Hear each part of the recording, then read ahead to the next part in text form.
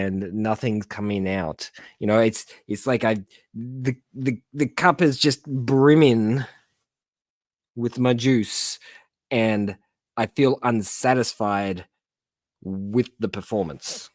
It's because we're not filling the cups with good juice. We're filling it with the right juice. juice. It's bad juice. It's bad juju. That's right. The good juice needs to be filling the cup. I need to fill the cup with the good juice, but I don't have any good juice right now. So it's being filled with bad juice.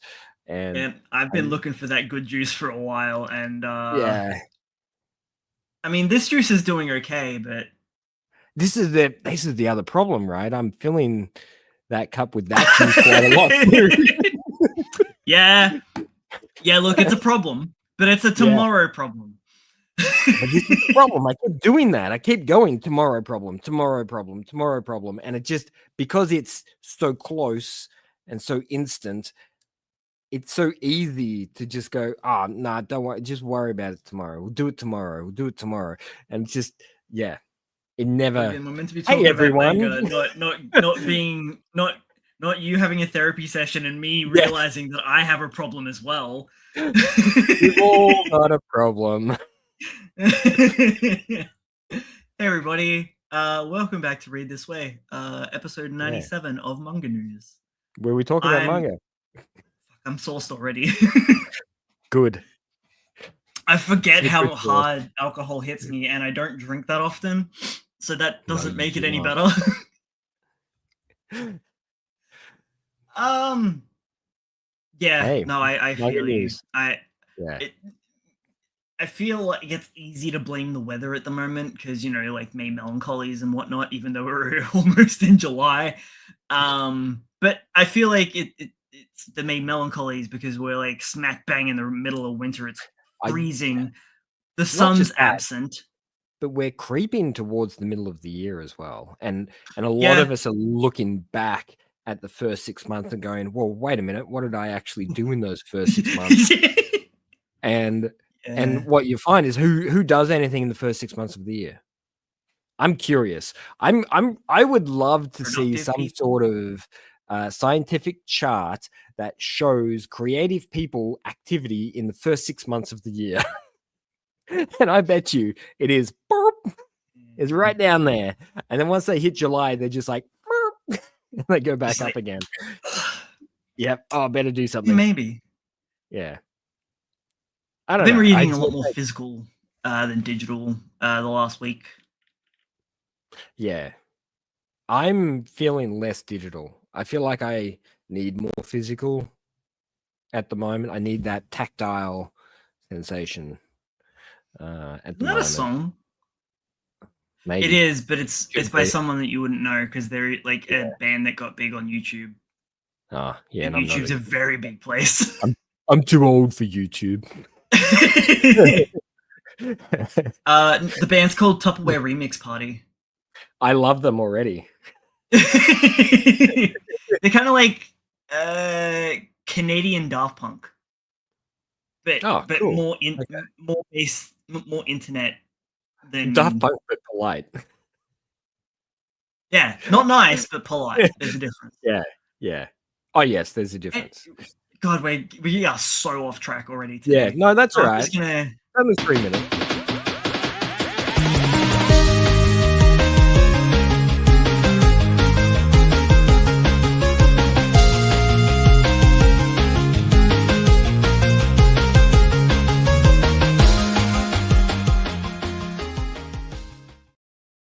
Damn it. I really wanted to do the Julie, do the thing before you did that. I was gonna activate it that way, but maybe next time. All right. Keep that in, that brainworm in there. So next time I say it, try. And then I'll be like, huh? Why are you bringing that up? Oh man, I love Avatar. And then we'll go into a rabbit hole of Avatar information. No, I got they got a new season coming out too, don't they?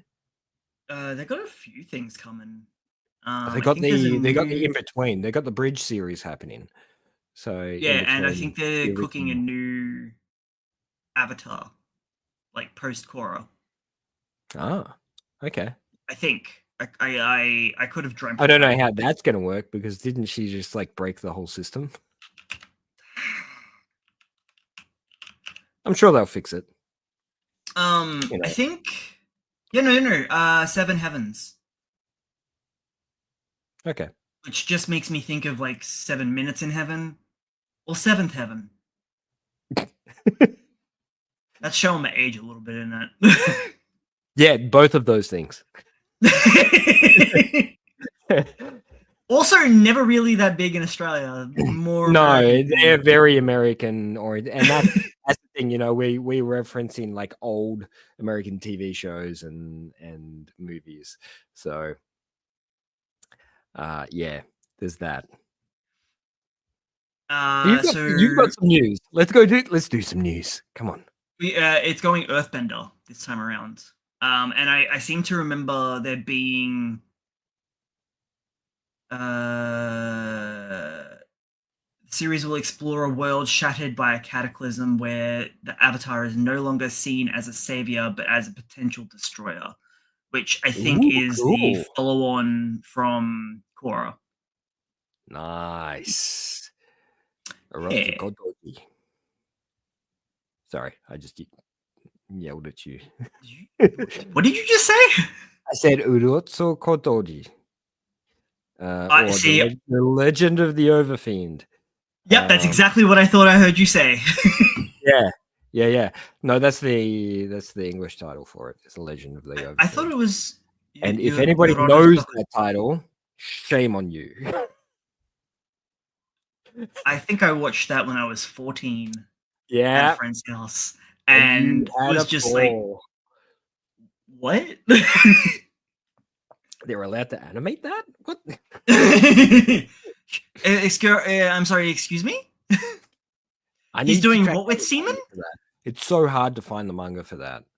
I don't know. I don't think they ever did an English translation, and it was sort of pre-scanlation kind of days. Yeah. So, yeah, really hard to get your hands on. But I'd be intrigued to read it. Our first random bit of news is sad, but hopefully good because they're getting the break that they need.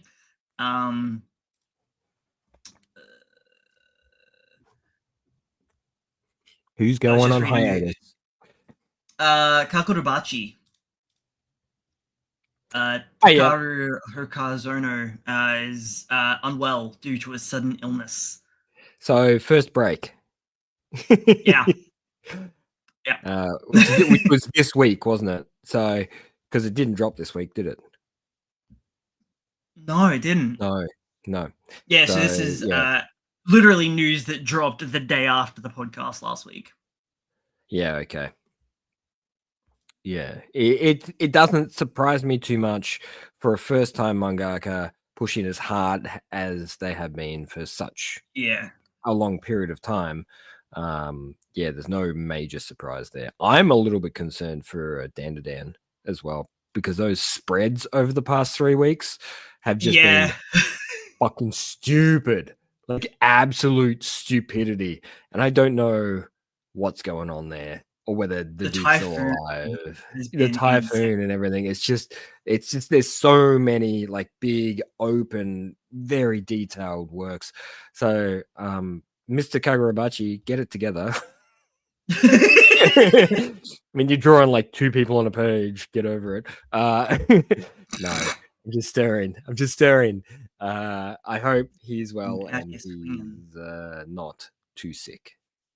Yeah, I hope it's not anything too cold. It is the time of the year, the changing of the seasons. A lot of people get sick at this time of the year, and I'm surprised there hasn't been more people needing a break because of these changing seasons. So they'll be shifting from winter to summer over there. Did we talk about Sidcraft getting cancelled? Probably not. I don't recall. Sidcraft again? It's the Love is a Mystery, the one that recently got a crossover with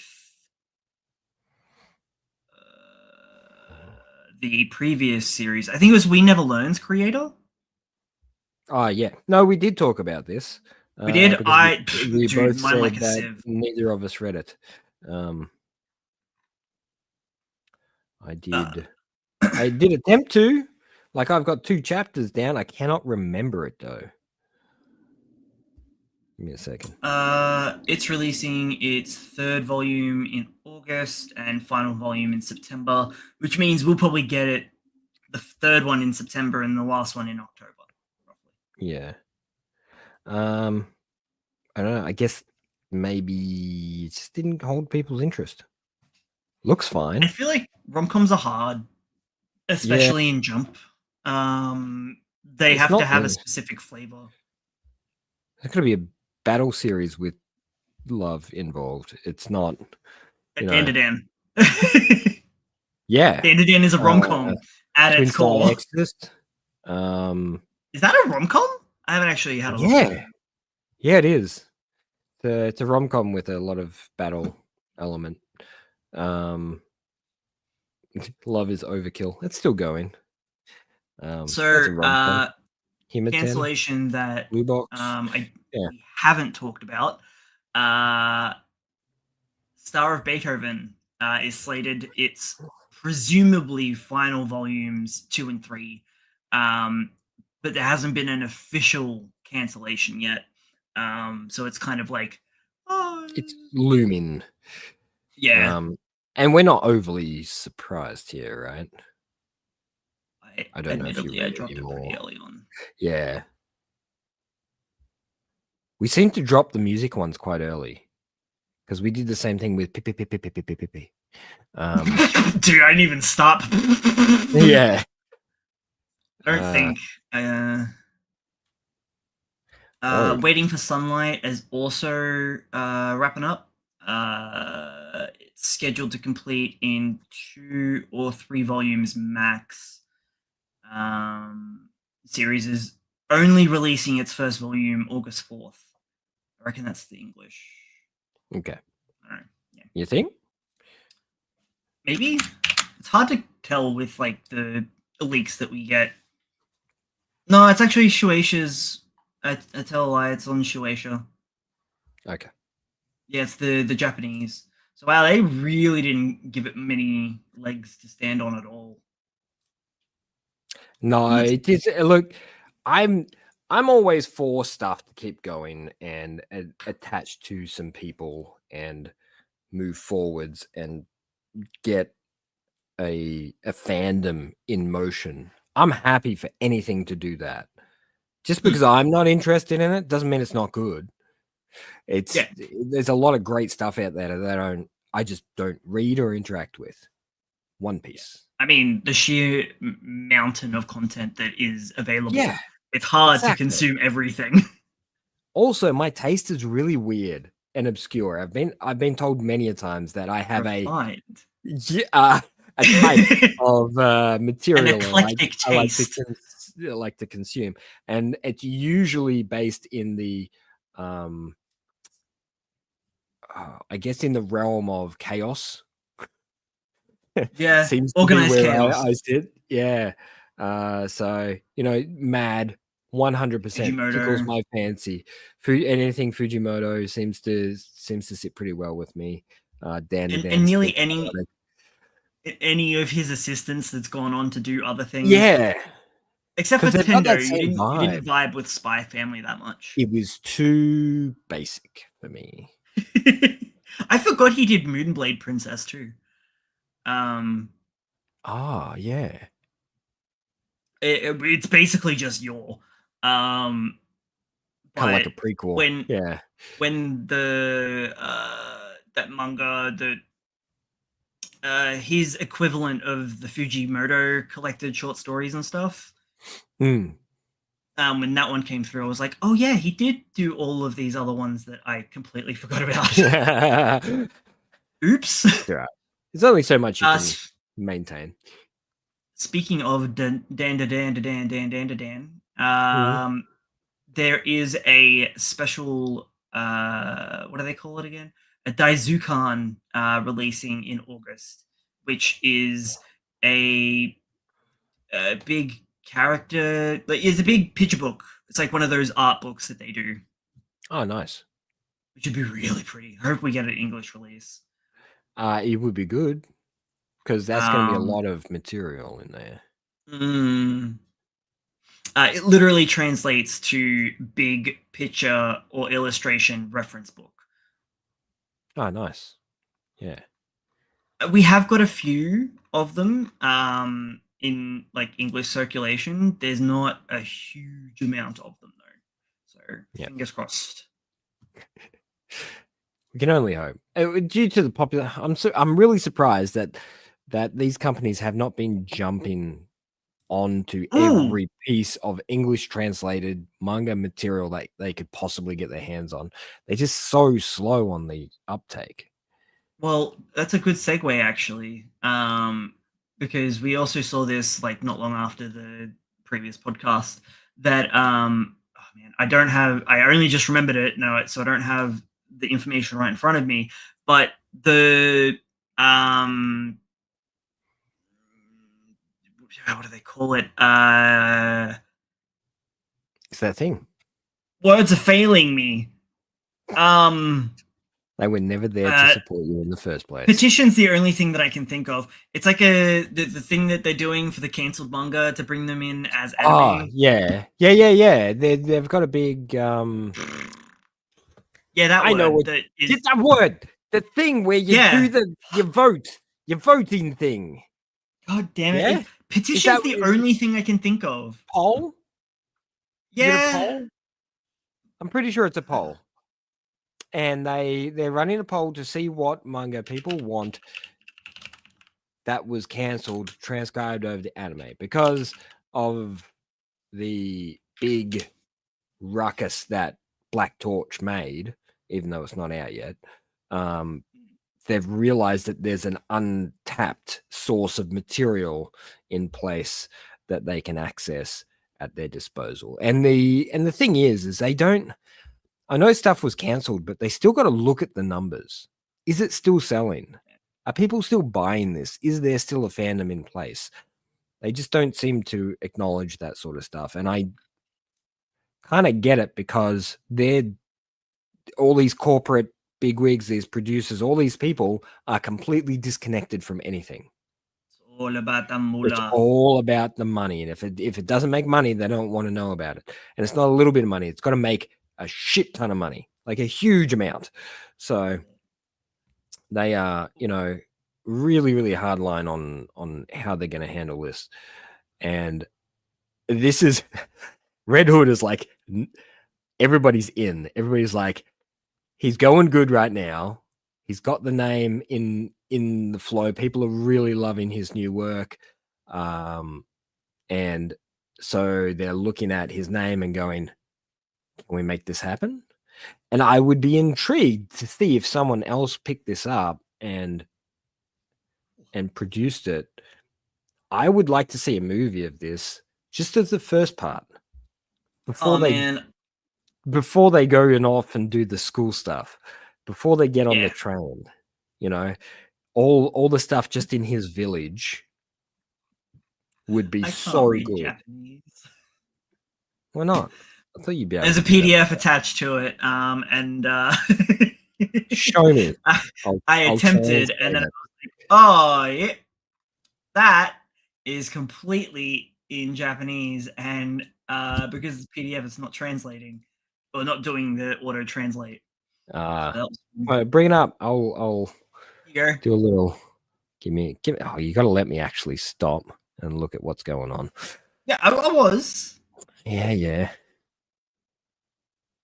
Audio. Points of consideration. Japan's content industry is positioned as a core industry for the country through the new Cool Japan strategy. Cool Japan strategy. I like the sound proposal. Of that. That's the word I was after. They were proposing it. Yeah, because they wanted government funding for this, right? Yeah. So they want to get the government translated in this article that I'm looking at.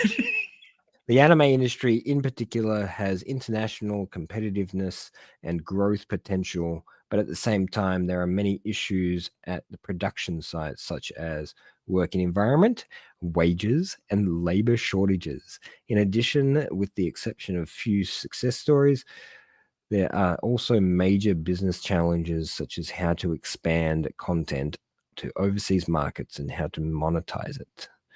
Yeah, they're really, this is really looking for that money, money, money, money. But at the same time, it's also giving us more and more and more. So it's a good thing, really. So this means more for us. some key points that the proposal proposes: a review of contractual practices. It's boring. They're And the looking to promotion of reform.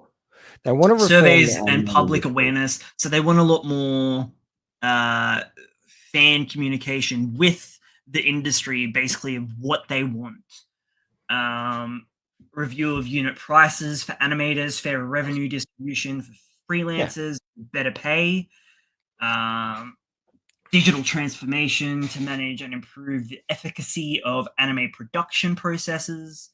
They've got names from the Slam Dunk's Dandelion Animation Studio CEO and Karakawa's chief studio officer and Toho's something. Toho's also involved. They didn't actually specify like the others did. The other thing they're only just really starting to take notice of now is animators are becoming rock stars. So now when you see a new anime is about to drop, they actually tell you the key animators, directors, and the people working on the project, because those names are connected to quality of animation. They're connected to, a particular type of material that you're going to receive. And that's becoming more and more common. And they're starting to realize that this popularity is really gripping the rest of the world, and we're all paying attention. I think the big difference between like the previous bigs is that it's not just the movie animators. So like your Miyazaki's, your the other two that are really big, whose names are escaping me, Makoto Shinkai and the other one. We keep getting them mixed up. Damn it. Those three, like, instead of it just being like big movie directors and whatnot that are also animators, it's also trickling down into the series production in just like your TV shows, essentially. Yeah, that's right. That's right. Just your regular season releases. It's starting to become a big factor and a big draw card. Studios are becoming synonymous with certain types of quality and performance, and it's interesting to see all this thing happening. And as per usual, it doesn't matter what country you're in, doesn't matter where you are, the corporates don't understand. They're always 1,000 years behind. They will never keep up with this stuff because they're not fans. Yeah. So it's going to take years before this sort of stuff settles in, and our children's children might appreciate it. But right now, one of the new up and comers that did the One Piece fan letter, Megumi Ishitani, is probably one of I both congratulate her and do not envy her position, because everyone is watching her like a hawk to see what she does next.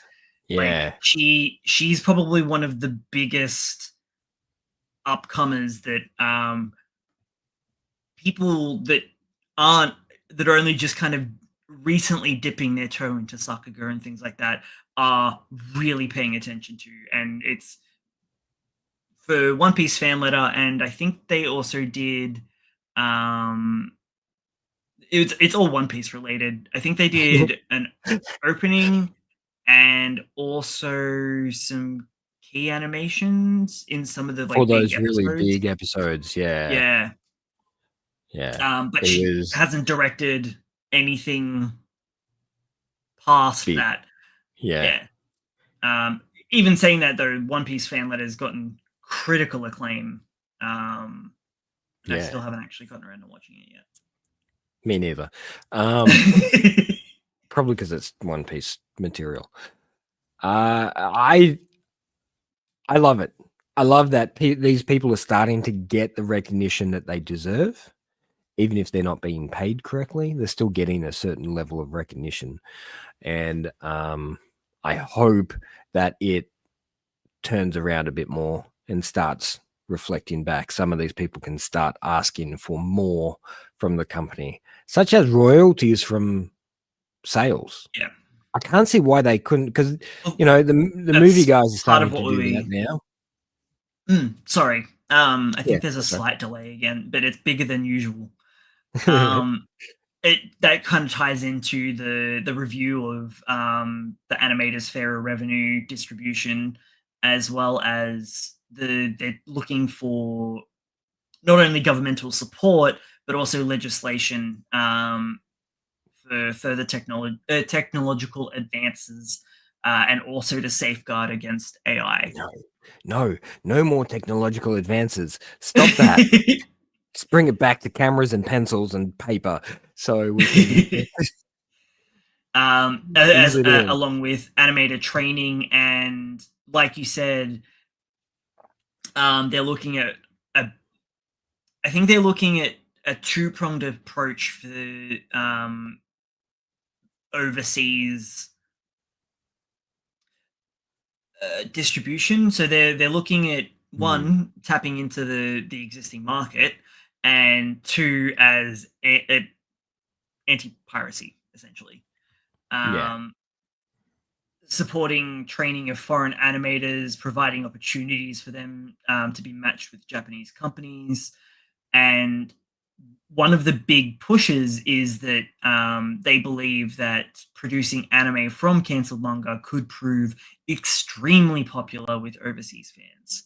And extremely profitable. We've been screaming about this for ages now. Yeah.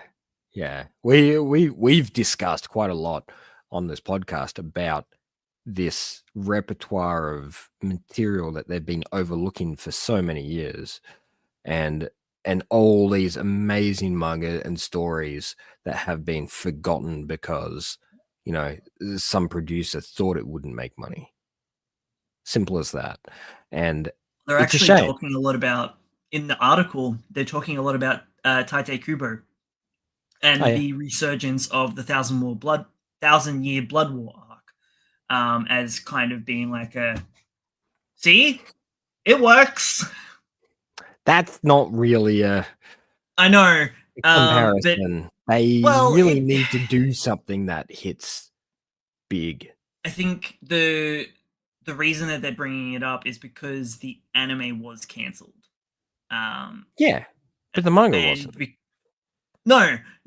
But because this is all anime focused, and it showed that even outside of Japan, people still care about Bleach, and still care about cancelled anime projects and things like that. And obviously, you've got your Black Torch. And other things that may be happening. Oh, okay, no, that's just talking about Viz licensing announcement, including the short-lived titles Two on Ice, Green Green Greens, Shadow Eliminators, and Super Psychic Policeman Chojo, which is what we talked about last week. Yeah. Yeah, that's about it for that. Cool. So this is a fantastic thing. This is a very, very good thing. Animators being paid better, more content for us, and seeing some of those older titles that we really loved that only had a short run back to life again. Red Hood was 2021. Yes, feel the pain. Wow. Oh my god. Taking him 4 years to get his shit together. Just the edge back into he's been working at some bloody service station or something in the meantime. Waiting for something to happen. That's a cover. Hang on. Oh, actually, where did I put them? Where did you put them? We have new PVs that I can't show anybody because I can't show advertisement. No. Oh, that's you can do links. We'll do links and we'll do. Yeah, well, that's not the color scheme that I would have thought for the old lady in the Evil Eye arc. So Evil Eye arc for Dan to Dan is starting July 3rd. Oh the yes, PV everybody is waiting. Everybody is waiting. Yeah, they're like super grayed out. They look deathly ill. I mean, it fits, but not what I expected. I know someone who made it to one of the showings in Melbourne.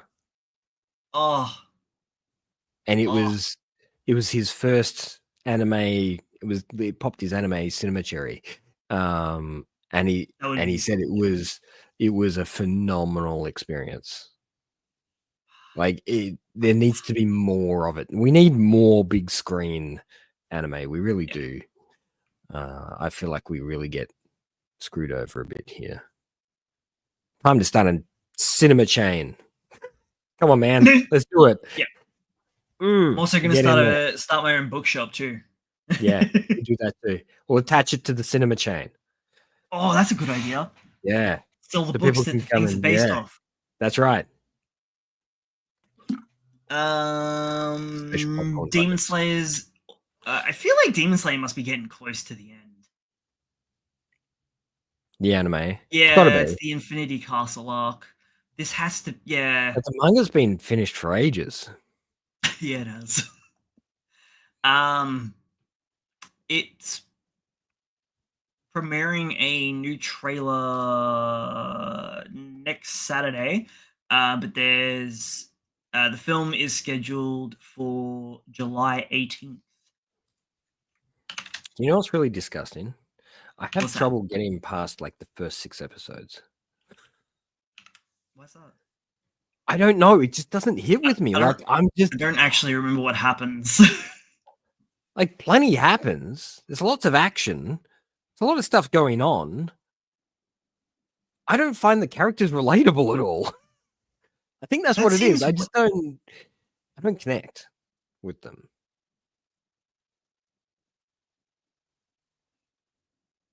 Sorry, I got distracted by looking at the the next trailer that we're talking about. And I'm surprised. I was just surprised that certain characters are already being shown in the second core of Sakamoto Days. Oh. But which character? Yeah, what's her face's younger sister? But I suppose, yeah, she was introduced when they went to the school, and that's part of the second core. But I feel like that was much later. It'll be later in the season. It won't be early on. The second half. But I feel like we think that the prisoner arc went for a long time, but I don't think it did. I think it was a relatively short arc. Also, once you condense all the action down into animation as opposed to being on page, it's gonna, the series isn't gonna be as long as I think it is. No. I wonder if they've gone and hijacked. I think it would be a little bit longer if they had proper animation directors for the action. Ooh, just looking at the trailer though, they look like they've stepped it up, which I hope that people get off their back about now. I know it's a great trailer, so hopefully the series reflects that. Yeah. Well, like you sent me a video a little while back about trying to not judge this series too much because it changed so quickly and so dramatically in a short period of time that when they purchased the rights to make the animation, they didn't realize what it was going to be. You know, it started off with that whole relatively cutesy Spy Family sort of vibe to it. Yeah. And then very quickly went into that hard-boiled extreme violence, bad people realm. I think because of Spy Family, it had to differentiate itself. Yeah, definitely did. Because it was heading down that route.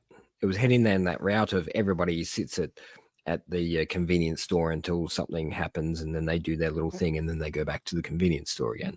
It was too cutesy initially. And the convenience store has basically all but like become irrelevant. Spoiler you know alert, what I mean. It's not really there anymore. But in terms of it being a setting, it's not relevant. In terms of it being a plot device, it is super relevant to Sakamoto. Yeah. And not just Sakamoto, but everybody involved as well, because it's become a mainstay in their mental image of what they want to see in the future. They don't just they're not trying to lay their lives down on the line to do the thing they're doing. They're trying to stay alive so they can see the thing they want to see at the end, which is a really cool mentality that a lot of the new protagonists are starting to do, which, as we've seen in Ota, we're starting to see these main characters not wanting to lay their lives down as such, but risking, but not risking risk to the it point for the biscuit, but they want to eat the biscuit. Wow, I just remembered what the whole risk it for the biscuit is about. So anyway, moving on. I just remember the end of My Hero Academia's final season looks really nice as well. Final season part 1 or some shit like that. I don't know. I don't think, again, like once it's all all the actions condensed down because of how anime that's works, what it is. It is an action spectacle in that last 50-something chapters. Yeah. And that'll easily translate to one season, I reckon. And even I got on board with reading the last few chapters of it because I couldn't help myself. Oh my god, they were beautiful. They were just absolutely stunningly beautiful to read. I hope they do it justice. They've timed it well as well. So you've got Vigilantes, and then you'll go straight into final season in October. Yeah.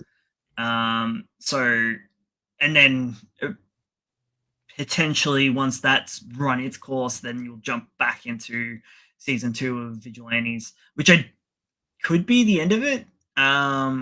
There's not that much Vigilantes. I think you could easily get it done in 2 seasons. 13 books? 13, I think. Yeah, something like that. Yeah, that's 2 seasons. There might be some areas that they need to cut back a little bit, but that's 2 seasons worth.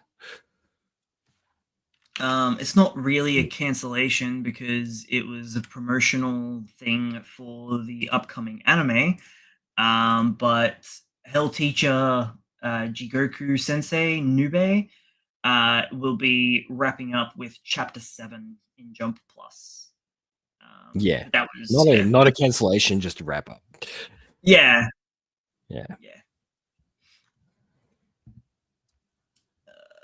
It'd be really nice. Do you know it'd be really nice if they re-release some of these old titles?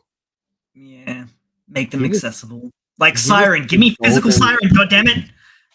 You just re-release this old golden age generation of manga and stuff. The stuff that nobody would have read because it just wasn't available to us at the time. I know there's some really, really big name titles that have done that, but there's a lot of smaller stuff that would be nice to see. And from what I've seen from this series of short stories that they've done for the Hell Teacher, I'm curious about the original series. Like I've seen a little bit of the anime, but I'd like to read the manga. I'd like to see the more horrific side of things. Which should be nice. That's an interesting take. So Ultimate Exorcist Kiyoshi Shinobu. Damn it, there's too many Shinobi titles. Shinobi Undercover and Hema 10 will be holding a quiz lottery for readers to win acrylic merchandise in it's not going to affect us, but yeah,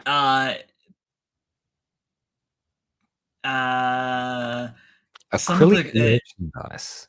okay, so a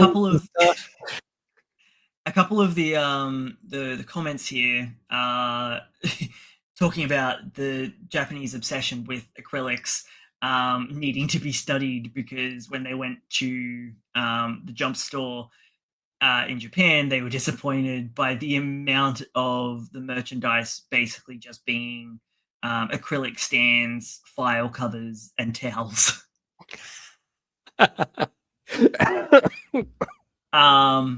Yeah. But I love their file covers too. That's insane. Yeah. The following one, which I do feel is a little tinfoil, but it might not be, because businesses do businesses, and they think that the quiz could be a measure of popularity and which one will be getting the axe. It's possible, but a little tinfoily. I also Does really sound don't want incredibly tinfoily, because they'd only run this sort of stuff if they were either trying to ramp up the popularity or they were trying to make it more aware, making people more aware of the material. Like they want it to succeed going forwards. So there's a popularity, there's a possibility that the numbers are starting to fall behind and they want them to succeed. And they're all roughly around the same chapter mark, volume release. Yeah. Being Which like is a few in. 3. Are they in their 30s? Yeah, about that. Yeah. Oh man, Ultimate Exorcist is just fucking incredible. There's not enough people on it. I mean, it is so good. I keep screaming at people to read it. And this is, you know what, the same thing happened with Dan to Dan, right? I was screaming at people for literally years to read this series. And as soon as the anime drops, everybody's like, oh, have you read that? You know, Dan to Dan? I'm just like, dude, I have been yelling at you for literally 3 years to read this. And now you come back to me. Nah. Yeah, but now the pictures move. Nah. There's bright colors and it's got a cool song. I feel sorry for whoever has to do the opening for season 2. Yeah. Is it going to slap as hard as Creepy Nuts? I don't think so. I think it's probably going to steer more towards the punk music scene. That's my guess. Disappointed. I know. I wish it did, because it would encapsulate it a little bit better. Because season 2's got to be creeping into some more dark shit. I also saw someone on Twitter make a very good case that Dan lost Anime of the Year to Solo Leveling, and they were showcasing. No, it didn't. No, it didn't. In the awards. Yeah. And I forgot the Crunchyroll Awards. Just you got to narrow that down, right? No, the Solo Leveling Awards. Let's be real. Yeah, the Crunchyroll Popularity Awards. I forgot that the kidnapping scene for the Silky. I was like, yeah, that was last year. How did that lose out to Aura Farming? Like, what? Also Freerun, but anyway. Yeah. Well, there was a lot of material last year that was superior in a lot of ways, but you know, and I say that enjoying Solo Leveling. I had fun with it, but there isn't really much substance to it. It is wholly solely spectacle. That's about it. The fun that I had with it was tearing it apart. I didn't have like proper fun with it. My fun was, you know, looking at it and just going, how horrible is this? Seriously. and even to read comments and stuff of fans of the series also angry at the series because they're they're skipping over so much material. It's just solidifying everything I'm sort of saying as well. So I don't know, man. I don't care, because that award didn't mean anything. Didn't mean squat. No. And I bet you anything that the creators of the series didn't even see anything from Crunchyroll for it. Probably not. No. Although I will admit, the Alex, the voice actor for The voice actor was Jinu, his award was well deserved. Yeah. Especially how like interactive he is with the community as well. Yeah. And willing not to take their shit. He's a great personality online, and he's done quite a few roles now, and they've all been great. You know, he always adds a different personality to each one. So I hope we start seeing more VA stars happening, because it's such a big thing in Japan. Yet, it hasn't really. I mean, that's because the dubbing scene has always had a little bit of a stigma. Our Goku VA has always been like absolutely loved from the very start. You know, he's been a star from the start. So is that Chris? Christopher Sabat? Yeah, I think. Is that Goku or is that Vegeta? I always mix the. Sorry. Nah, that's Vegeta and Piccolo. Yeah, okay. I saw his bald head and I'm like, yeah, nah, I got that mixed up. Who voices Goku? I forgot.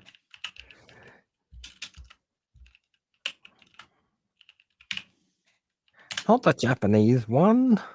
Sean Scammell. I knew that. Yeah. I think he does a lot more ADR directing now. I think, he only does Goku. Oh no, he's doing Captain Celebrity and Vigilantes. Yes. No, he's been active. Oh no, he is, but not. You compare him to Chris. Chris is so much work.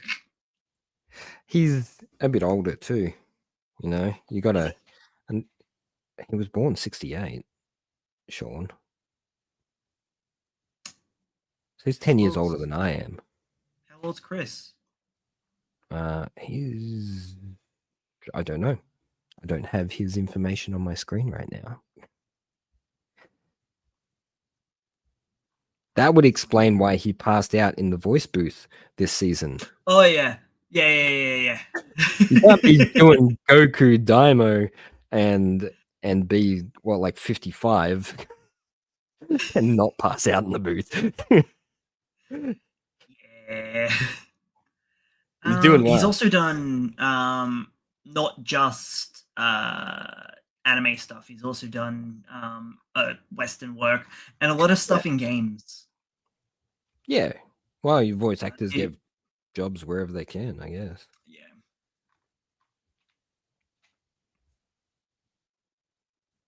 Yeah, okay. He's got 5 years on Chris. Chris was 73. Yeah. But they're all a lot older than you expect. Yeah. Well, I mean, they've been doing it since Dragon Ball Z was on air. Yeah, this is true. They've been doing it for like 30 years. Yeah. Eventually they'll have to stop, and then everybody will be like, "Nah, because he's got Zoro. Series. He's on One Piece. He's set, man." The dude can't die. Could you imagine? If any of these people like? Well, actually, the Japanese casting has started changed. the torch passing as of like a month or two ago with Frankie, because his voice actor was getting on. Luffy's voice actor, like, to give you some perspective, she voices Turbo Granny. Yeah. So that's more the role that she should be doing now, but she's still screaming like Luffy because she can. Yeah, she has to. It's sort of cementing yourself in history. Yeah. Voicing something like that. You'd be insane to not take the opportunity. Oh yeah, I forgot. Anyway, I'm falling down a rabbit hole with crap. Yeah, we are. We've lost it. Good lord, he has so much. Ooh. Oh, that's right. Alex is returning to do Gigi for Dan. I knew there was another one recently that wasn't solo leveling that I really enjoyed him in. Yes. And honestly, I feel like Gigi was kind of so made well. for it. yeah, it suits him really, really well. If anybody was going to take that role, it was going to be him. He's also in Sakamoto Days as Nagumo. Again, pretty matched. Yeah. He seems to be picking their certain energy. Yeah. In the characters, which is slightly goof. Oh, he did Zenitsu in Demon Slayer. Wait, is there a new Code Geass thing coming? What? Oh, there was. Oh, did I miss it? Wasn't it? Wow, that does not look like Code Geass in that photo. Like much further along. Yeah, I think it's another what they refer to as an ONA, original net animation. So an OVA. It's 12. It's 12 episodes. It aired last year. I completely missed it. We need to get onto that. Okay. But tell me that this looks. Oh wow, it's so small. This looks nothing like a Code Geass as I know it. Man, you sound so old when you say that. I know. Yeah, it looks like Gundam. Yeah, actually, it does look more Gundam than. Yeah. Why would that be? I wonder. Well, we know why, but I don't know. Code Geass always had that like flavor of edge to it. That looks pretty bloody edgy to me. Look at all those colors. Yeah, it's too colorful. I'm sure once you get into it, you'll be like, this is the edge that I'm after. This is that angsty teen edge. I didn't even I didn't actually have a look at Akito, The Last Exile. I just really liked Lelouch of the Rebellion. That shit slapped. It was good. I'll admit that. It's good. It's very Gundam adjacent. That's because it is Gundam. Yeah. It's Gundam with magic powers. A little bit, yeah. We got some covers. Oh, gimme. Kagurabachi. That's okay. Ultimate Exorcist. Are we getting English? And I know you're probably keeping an eye on it all. I am. There's no news yet. It's only 4 volumes though, and how many volumes did it take Gachiakuta before it got English released? Like 14? Yeah. I mean, I'm still waiting for Sander, and it's how many volumes of Sander is there? And it's getting an anime soon. Yeah, well, they both are, and it's we're barely even touching on getting these things translated. And it confuses me, right? So we get these on a weekly release in English. Yeah. Just compile why can they just compile it, print it, and send it over here? How hard is that? And then once they do the English release, us in Australia have to wait another 2 months after the release. Yeah. Minimum. Although weirdly enough, I feel like that's a bit of a guide because I did get Snowball Earth number 5 early. Like almost a month early, which I was happy about, but also pissed me off because that means that they are artificially staggering releases. Yeah. Just because they can. Yeah. October. Oh, that's great. It's going to be in time for Christmas. That's a great time to release it. No, now. Santa Claus the anime coming out in October. Yeah, makes sense. kind of Santa Claus the anime. No, 100%. Man, I'm so excited for you to actually like get in on this. There are 16 volumes of Sander, and we have none in English. Oh my god. You would think after the popularity of their last book that of Beastars. We've got Bota Bota, which is like the one-off volume. Like you can get that, but no Sander. Look at this sexy old man. I shouldn't say that. He's a boy. He's a little boy. Not in that state, he's not. No, he's not. You can tell that it's Paru. Like, God, their art is very distinctive. Which makes it fantastic. I love their work so much. That's him. That's Santa Claus. Look at him. He's just a little guy. Just a little guy going through some. All right, I didn't get this far into it. I have no idea who half these people is. That what priest sprinkling? I'm assuming, yeah, it's cocaine on his back. It certainly looks like it. Yes. Are these proper covers? Yeah. So why are they in English and Japanese? I don't know. Are we getting screwed over somewhere along the lines here? Probably. Man, I love their work so much. It's so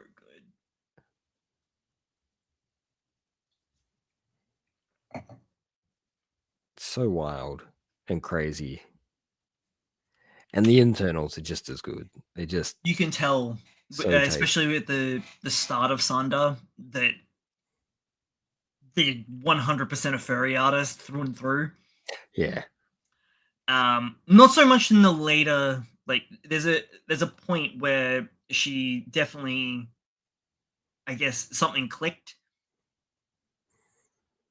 But they've still got... I don't know. It's just a shift in the art. Yeah. Ever so slightly. Also, hats off to the freaking logo design. Looks fantastic. Sits so well. Akane Banache is getting, or has done its first character popularity poll. I mean, it's good that Akane is number one. And you got that link I sent to you, right? Like it's sparked, and I reckon it's strictly this series has sparked an interest in Rokugo. Oh yes. And they're doing English Rokugo in Tokyo now. So that's so cool, man. And not only just do they have a session you can go see, but you can do classes. You can actually go in and learn the processes of Rokugo. So that's really cool. Really cool. Yeah. Especially, well, I feel like in the last 10, maybe 15 years, maybe it's to do with like the declining birth rates and whatnot, but they're a lot more open to keeping traditions and artistry alive at any costs. And if that means that a very, very passionate foreigner comes in wanting to learn to take up the mantle and pass the torch on later, that's essentially all they really want.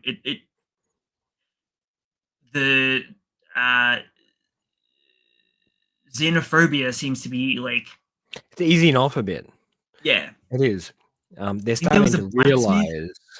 I think they're starting to realize that there is a very, very keen interest in Japanese culture, not just the country, but Japanese culture itself, and people are finding themselves drawn to or synchronizing with all these cultures. And the more they push against it, the more people will come forwards. So I think they've started to realize that they just need to start, come on over and see what it's all about. And you know what? Sure, they might get a bunch of English-speaking Rokugo, but at the same time, they might get a bunch of English-speaking Rokugo that decide that they want to learn Japanese and head down the path of becoming a proper traditional Rokugo performer. So it's that'll play anything in the story of Akane Banashi, like because I mean the antagonists, the one that like axed her dad, seemed to be very traditional focused. So it'd be interesting if that does play a story role at some point. I haven't actually kept up with it for a little while. But early on when we were reading it, it did seem to be very much about change. Yeah. About the new generation coming in, and they didn't have to be, traditional in a sense. Yeah. Having comedians and actors and people from other fields coming in to learn this art means that they brought their style and their desires over with them, removing the more traditional components. I think one of them was like an anime voice actor as well. You read longer than I did. I did. Yeah. But yeah, there was the three of Akane's generation that were kind of like the up and comers. There was Akane being, I guess, the traditional. Then you had the comedian and the voice actress. Oh yeah, the voice actress. Why did I think she was a singer? I thought she was a. I mean, I think she might have dabbled in that as well, but I think it was more, yeah. Yeah. She had that idol following though. Yeah, she was a popular actor, regardless of what the variation was. So it's I guess it's all about mixing the traditional norms with the new standards.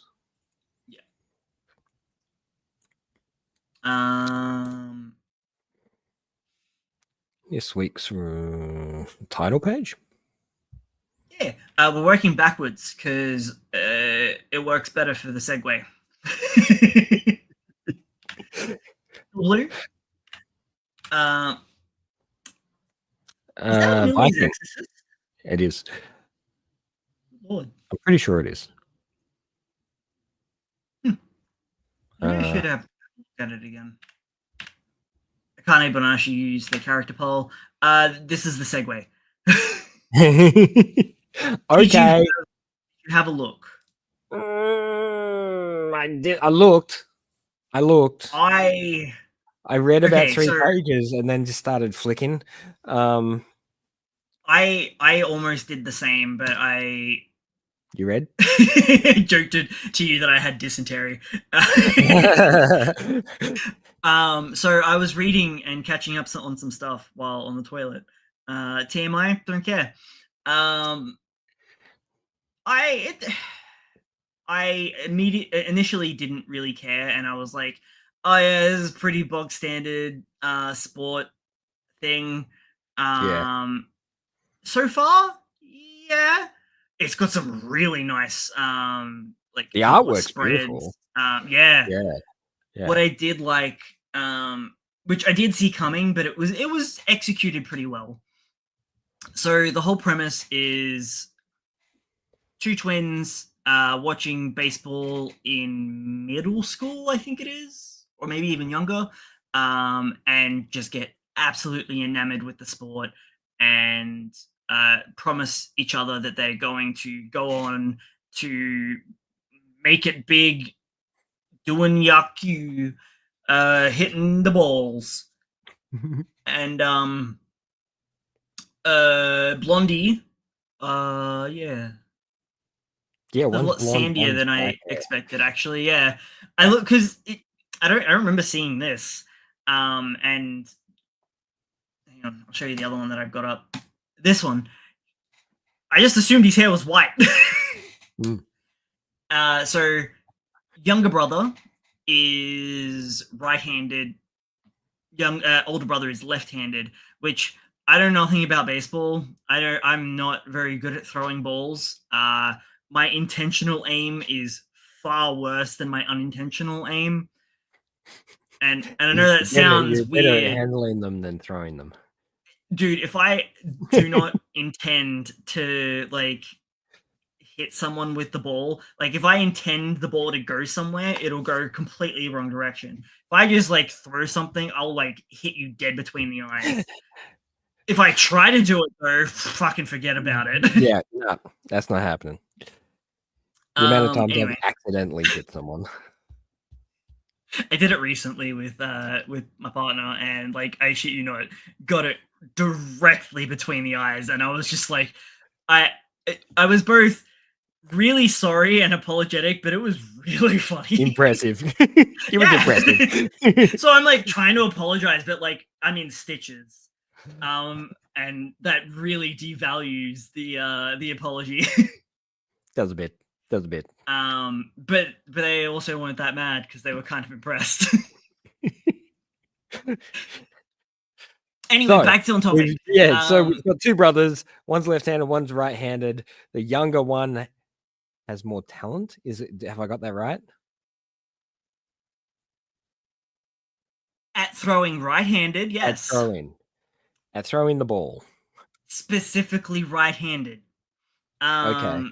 So what the older brother, it's probably about like the 20-page mark, they introduce another prodigy baseball player that was in middle school but then kind of disappeared. He's a catcher, yeah? Noticed. Hey? Was he a catcher? Was he the catcher guy? Yeah, the catcher. Yeah. Okay. So he notices that the younger brother's pulling his punches, and it's wholly and solely because the older brother isn't measuring up. And the reason he's not measuring up is because he's mirroring right-handed throwers. And so the catcher kind of coaches him better than the fucking coach does. And what he does initially is he's like, do you trust me? It's sort of like, you want to know why you suck, sort of thing. I'm going to be brutally honest with you. And so he gets him to play the field for a little bit, and wears him down to the point where he's no longer thinking about throwing. He just gets him to the point where he naturally throws a left-handed ball in what would be his most natural state. And it turns out that he's just as good as his brother, but in a different way. So you've got the younger brother pitching overarm, and the older brother pitching underarm. And that's roughly where I got up to. Okay. It also had that really, really nice spread on, like, when he has that like epiphany sort of thing. Where is it? It's got a real 90s vibe to it. It does. It does. Artwork wise.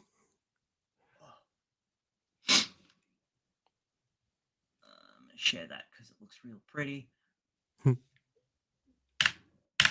I must have just skipped over that. Your first really cool shot, which it kind of reminded me a little bit of Embers. Yeah, giving you that visual, because you know, I think Blue Lock has broken that now, haven't they?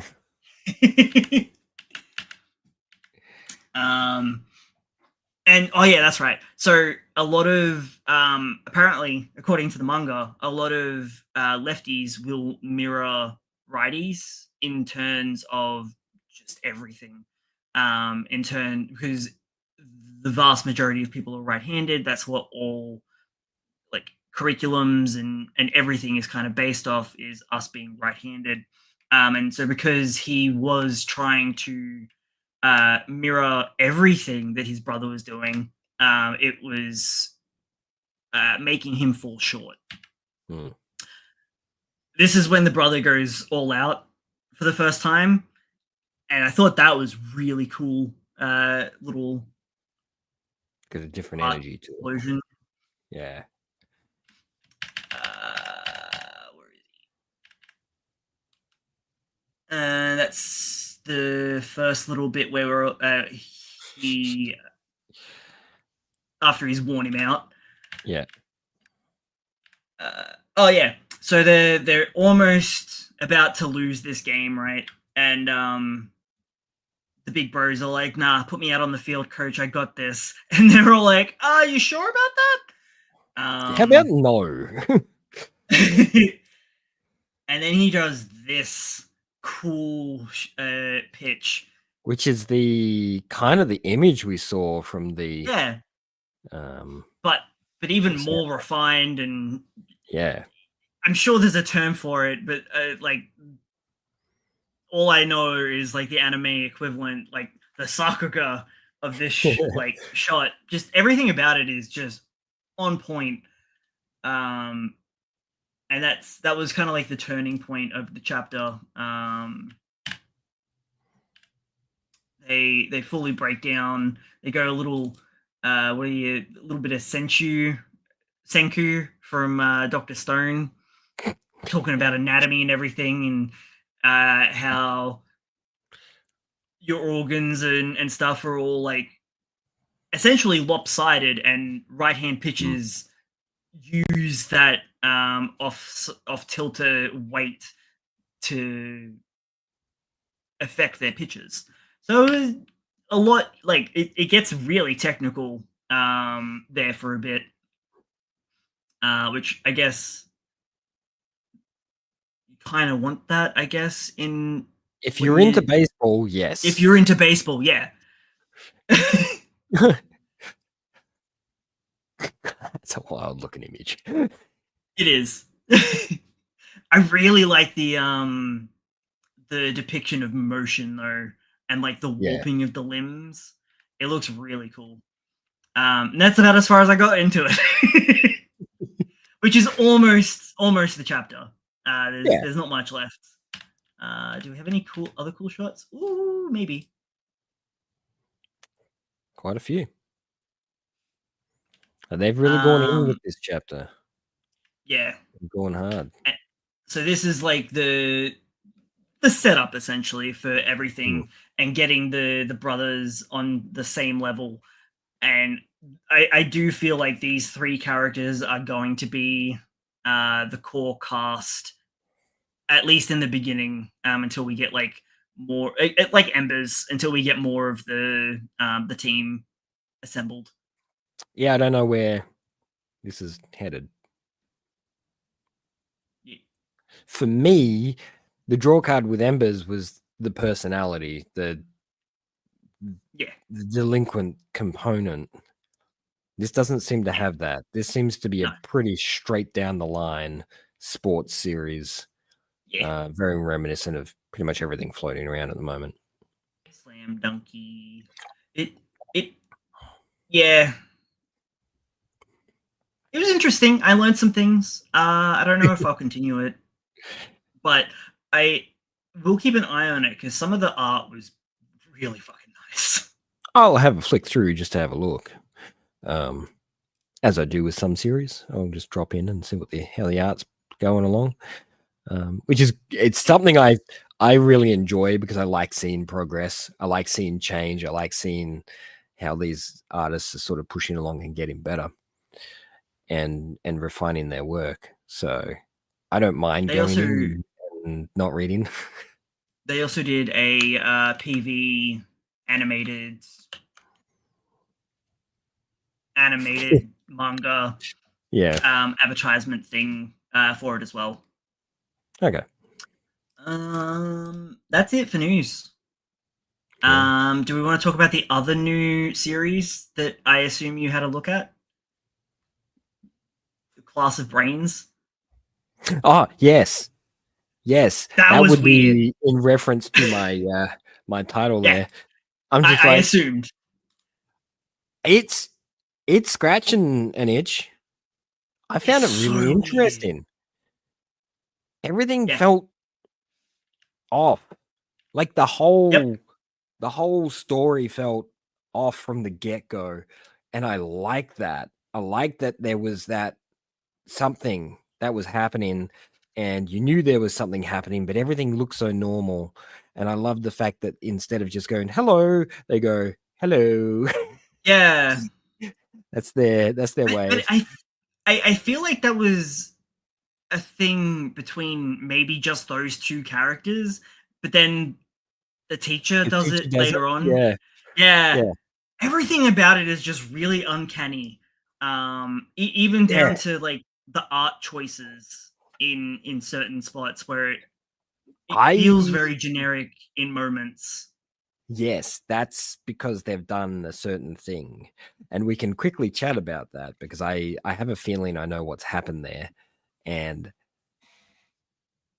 I don't think it's intentionally uncanny valley kind of stuff. It's like this was our intro. Yeah, this is literally the first 2 pages, or first 3. And you're just like, what the hell is going on? I just thought it was a weird, gross, malformed cephalopod. Some sort of growth, or was it something that's just dying? Or I don't know. It doesn't explain. It doesn't explain, which is great. I love that. And then we get like redacted years later. I was so like, good. All right. These guys are in a matrix, right? That's what's going on here. So strange. And it starts off so normal.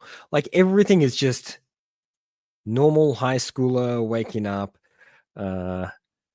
This is a underpinning piece of information.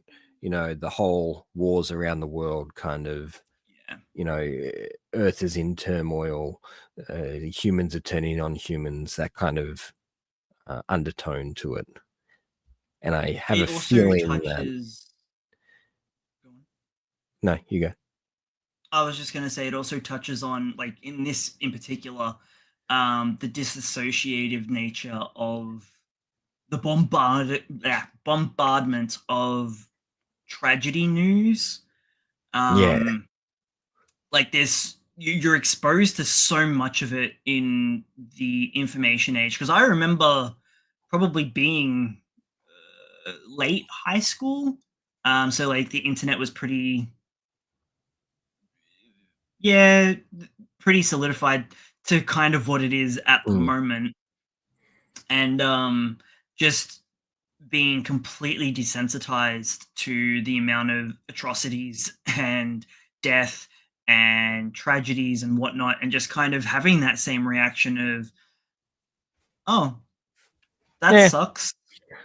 And feeling like, I was heartless or a monster, or like, should I be feeling more? Should I be angry at something? Should I be like, you know, like I can commiserate that sucks, but it's also so detaching as well. Yeah, it's so far from you that you become disassociated to the material that's happening. Alienating, in a way. Yes.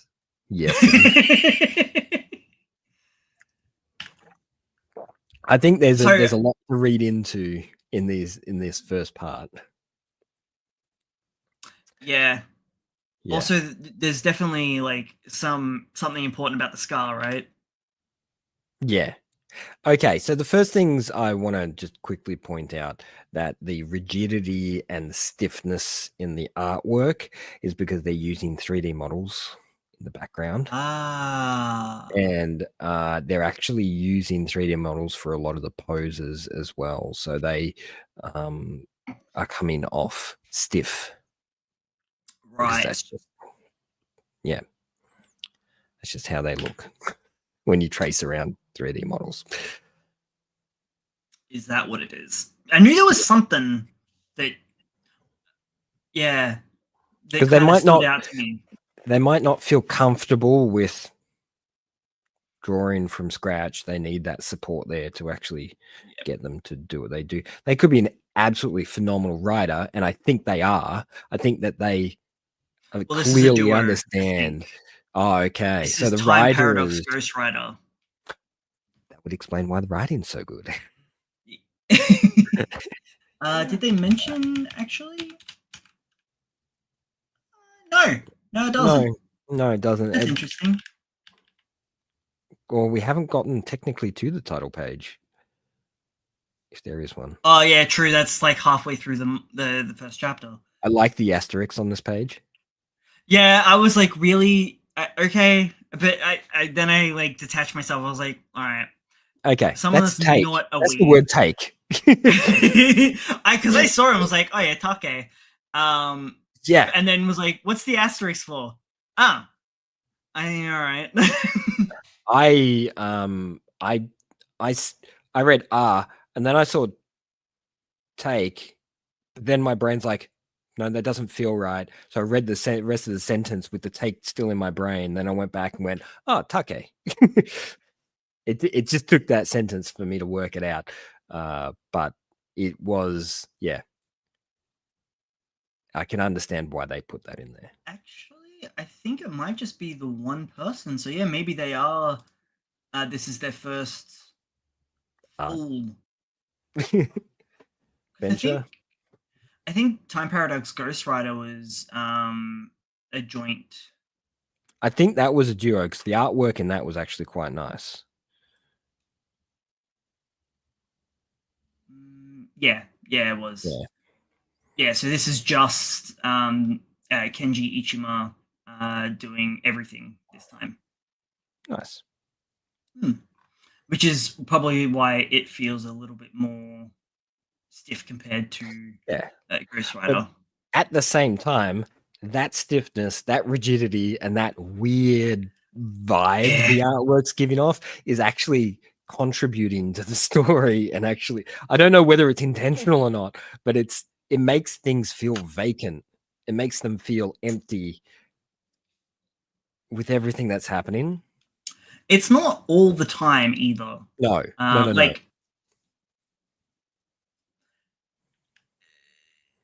think the first time I noticed it was probably around here, and it was specifically with the police officer. He was like, there was weird. I know. But like the rest of it, you can kind of like, it's not super noticeable, but it's really noticeable with him. Which again, I think you'd spot on. It's also the hardline shadows. Like the rest, everybody else is not in shadow, and it's just him, and it's just his face. So it just looks weird. And then you get that. And you're just like, something not right. Something's not right. I think it's his teeth and his eyes, honestly. and the off tilted head.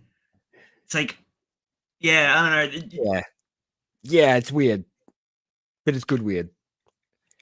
And that scene. Love that scene. So like, what are you doing, man?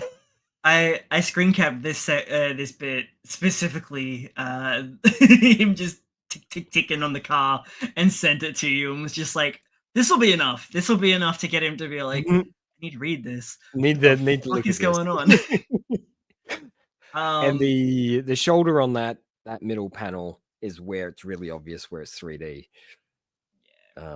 It's kind of not quite not connected properly. No. Yeah. Which is fine. This is first chapter. You know, he's gonna get better at it. It's only uphill from here. But I love that he's like he's just like leaning over the car, doing like a sexy pose, tapping away and just whistling. Yeah. Phew, phew, phew, phew. Yeah, not whistling well either by the looks of it. No. Also, I really don't think he's talking to anybody at all. No, probably not. He's just keeping track of the time and making sure that he's holding him up long enough so they can do what they're doing. And this scene here with him, also, I feel like keep in mind the shooting game, because I feel like that's going to be really important, and I'll explain why in a little bit. They do talk about it quite a lot. Yeah, and I'll get into the meat and potatoes of that, but I really liked the framing of the train ride here and how dark and ominous everything is. Yeah.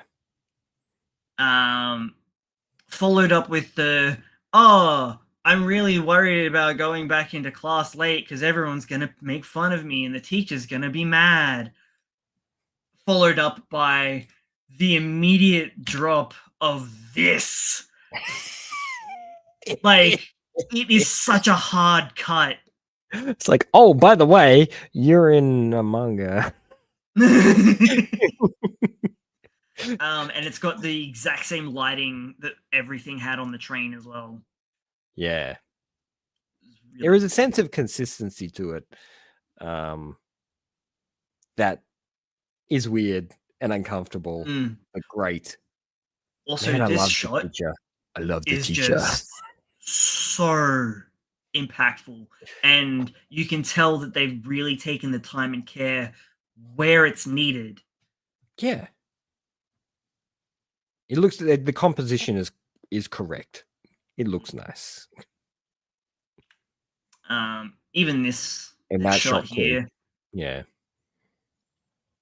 It was just like, oh yeah, I forgot that this was called Class of Brains.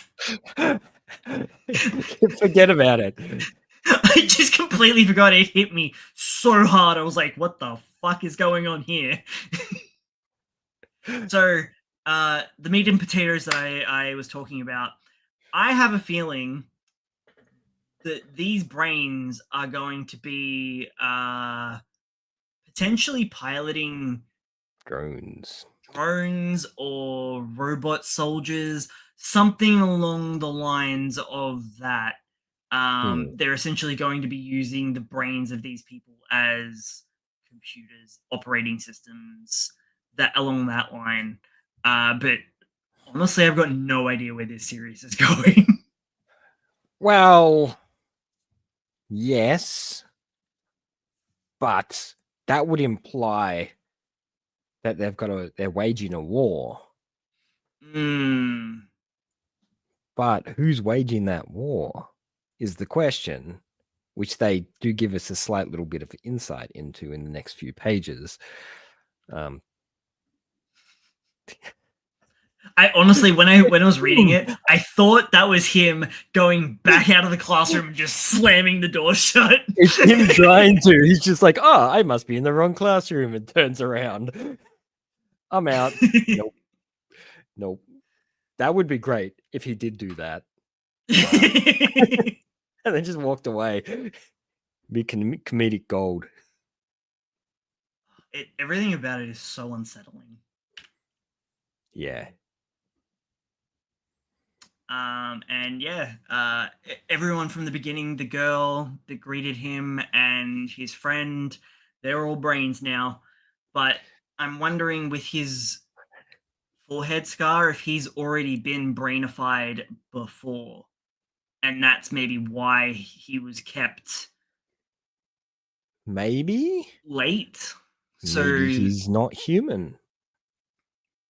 Maybe. But yes, for some reason they've decided to keep him in physical body form, whereas everybody else has been a brain-only state. I like that term. Brain-only state. Give it to me.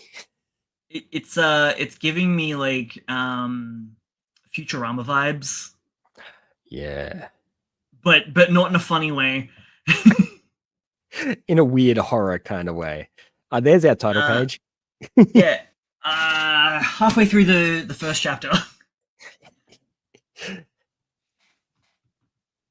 It's good. It is tasty, and I feel like it's going to hit off pretty well. I don't think we're going to have any troubles. A suspenseful brain warfare to decide the fate of the world. There you go. Also, the shadowing of using like the solid blacks is just so nice. Interesting. It makes it stand out. It makes you think about, why they've chosen to put things in certain places and black certain things out. And interesting that they've chosen to have his left arm here overlapped by this brain jar when they could have easily had him a little bit to the left and not obscured. I wonder if that's important. Could be looking too much into it. That's not important. That's just a choice because that's where his 3D model was standing when they would rotate in the camera. Don't think too much into it. I will do whatever I please. Thank you. I know. You will. You'll think too hard. It's part of the fun, right? That's right. For you, you know I'm not a deep dive kind of guy.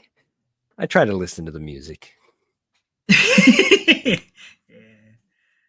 And then I more often than not, I will pick up on pattern recognition, and spoil it for myself. But I don't. I get dopamine from doing that shit. I ruin it for everybody else. That's when it's fun. Yeah. Actually, I saw someone talking about that, and what they do now is specifically when their partner goes to show them something that has like an amazing twist, they'll write it down on a piece of paper and they'll fold it up, put it on the in clear view, and then just enjoy the movie with their significant other, and then get them to open up the piece of paper so they still get the dopamine.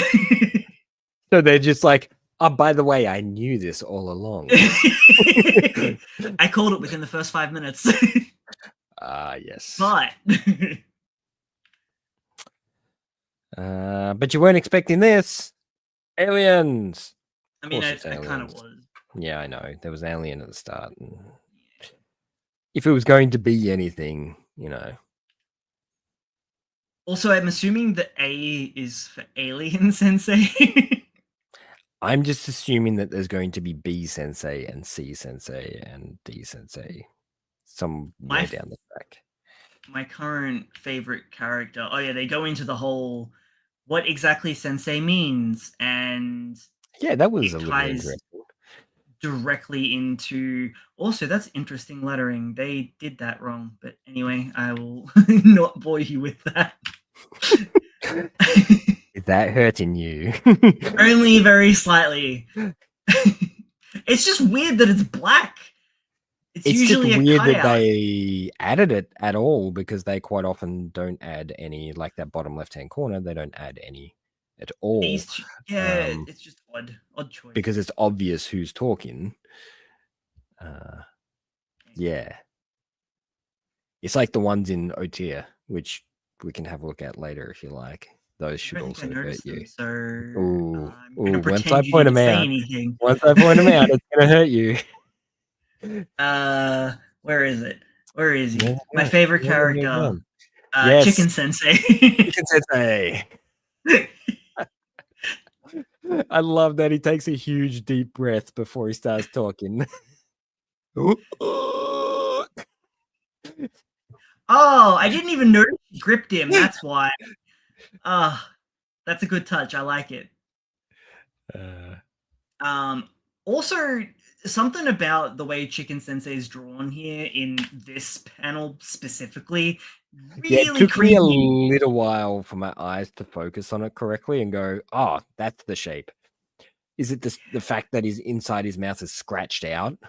Yeah. Actually, the panel in general looks kind of scratched out. The whole thing, everything you just said, is really unsettling, and it shouldn't be.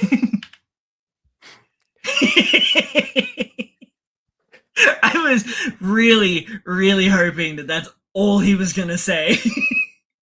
To see this, okay, so if this ever happens, it needs to be in live action. Yeah. Yeah. Yeah, this can't be animated. This has to be live action. Oh man. That's cool. how it finishes. Pretty much. Yeah, that's it. You get a talking chicken and that's it. I'd prefer it if it actually that was the last page, but last spread is good enough, I guess. Yeah. Also, interesting phrasing here as well. 0 absentees, 1 attendee. Yeah. Which makes me think it kind of conflicts with my other theory about like the whole him having his brain taken out and put back in, but makes me think that that's not possible. Having your brain put back into your meat suit. That's assuming that his meat suit is actually human. Yes. Because, he might be alien. True. Just doesn't remember. As a theory. I do enjoy seeing what other people are talking about. I like that Manga Plus has a comment section. And yeah, it's one of the best things about it. Yeah, and it's good to kind of like interesting, I should say, to see what people are saying about new things. One, how supportive people are being of the new what do you call it? New titles. There were some people I didn't see any, but there were people defending the manga. Yeah. Yeah, it was interesting. And this is a very good point. I'm a normal manga reader. I see a warning and I read it. This is true. Anytime I get a warning come up on the screen, I'm just like, oh, I'm going to enjoy this. Yeah. Which is funny because Yato has been doing it constantly, even when there's like no reason for it. No, but the whole series in general should need a warning. Yato has got so much dark content to it. So, yeah. Yeah, if anybody's having to go at the art, they just missing the point. Yeah. And the point is it's meant to feel uncomfortable. It's meant to feel not right. I think he's hit the mark on the style that he was going for, because I think we've seen, I know he's an artist who's done stuff before. So this is not his first time being an artist. He's done other books before. Maybe. And they didn't look like this. I think this is a on purpose choice that he's made because he wanted something that didn't feel right. Didn't look right. Didn't. Yeah. Whoa! What is you? Oh no! Oh no! Where have I sent you? You sent me to. I was going to prove you wrong, but you didn't. So these are their previous works. Yeah. This caught my eye. They can draw. That looks really cool. But I think. Yeah, no, that is them. As a solo. When was this? I think this might have been after Ghost Rider. Ghost Rider, maybe? Yeah. So it's clearly a design choice. Yeah. Yeah. Just gonna have a quick look. See. Yeah, so even the bottom left, the Shisaku Shinwa, that was them alone as well. I can't tell if that's what when the public like if that was just a one. Oh no, it's a one shot. There it is. Because it looks like it's been pulled. There's no anything there. Yeah. So it looks like the Love Attack and Ghost Rider Paradox were the first two that they actually worked with someone else. This was done in 2017. The Bokura no Q. Maybe it's a confidence thing as well. Yeah. Anyway, I'm going to put it down to it's a design choice, and they've done it because they wanted it to feel different and look different. Without,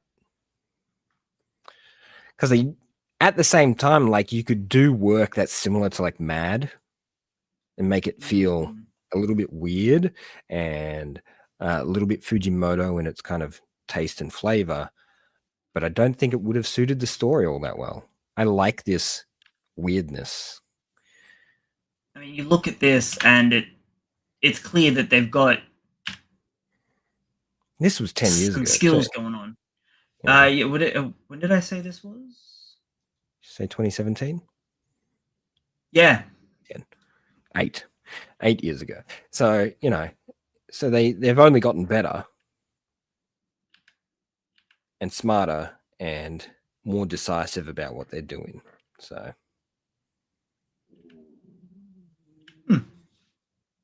good. I will continue to read because it's weird and I love weird. Yeah, it's really uncanny and just gives all the right ick feelings.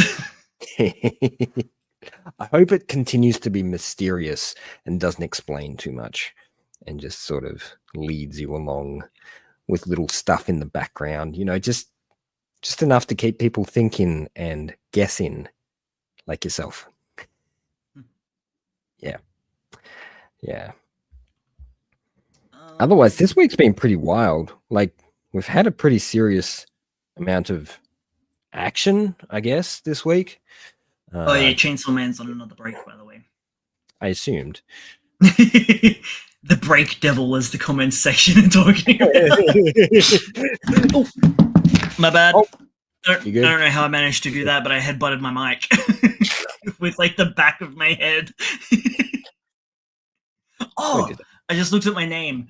Did you have a look at the one shot that I told you about? Okay, I did start, and then I had to make dinner. Yes, it was. This was really fun. I like the style. I like the feel. It kind of had a bit of a humor tone to it, which was nice. Character designs are kind of cool. At the end of the day, this is a anti-scalper one shot.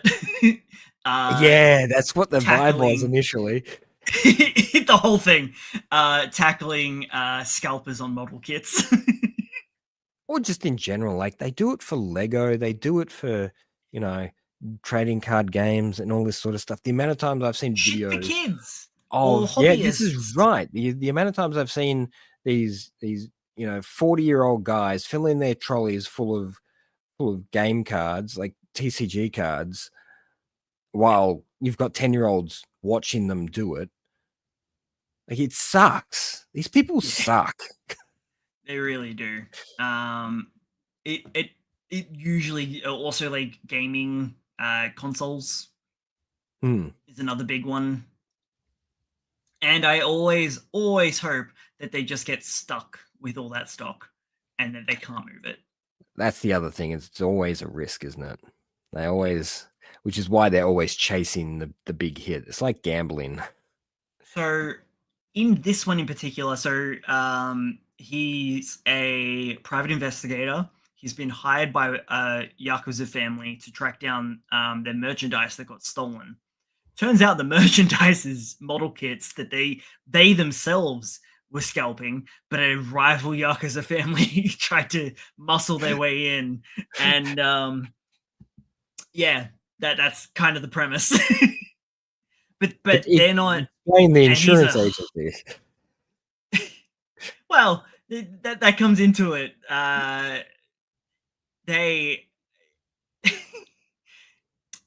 These two here are trying to sell him life insurance. Technically, what do they call it? Afterlife insurance. That's what it was. And part of the title is the title is Postmortem Insurance Necromancing, and so the little blackhead dude is not a very good salesman. Yeah, he sucks. Really, he really sucks. So the whole premise, you get introduced to the private investigator. He's going to purchase an illegal gun because he's feeling that this job's going to get a bit spicy and he feels like he might need it. And the reason he was late to the meetup was because he was trying to get a model kit from a 30-year-old anime And like straight off the bat, you're like, okay, this is his job, but this is his passion. And later on, you see his like full setup where he's in his office. He's got like the full Gundam models all set up and painted and whatnot. And one of the Yakuza actually breaks the model, and he like stands up to the Yakuza only to get smacked down. And then these guys come in, but I'm skipping ahead of myself. So the guy that sells him the gun tells him it'll never jam. It's from rumors? 3D printed from Venezuela. Yeah. But he also tells him about like this little ghost story rumor that he's heard about a hearse that if you encounter it, you die in 3 days. So like almost very reminiscent of The Ring and like your Final Destination type, those type of like horror movies. And turns out that these guys are the ones in the hearse. The blonde one here is like, oh yeah, look, I dabble in model kits as well. Like I don't know a lot about them. I know very little. But really is like taking note of like all of the models that he's got, and he's like, wow. She's like, wow, you've done a really good job painting these ones. Like, look at all the shading here, and pointing it out to the co-worker, and he's like getting all giddy because someone's noticing the work and whatnot, and she keeps being like, I don't know too much, but I can fix this for you if you like, and like goes full hardcore. Hey, I'm just gonna bring up the page because it's a really nice little spread.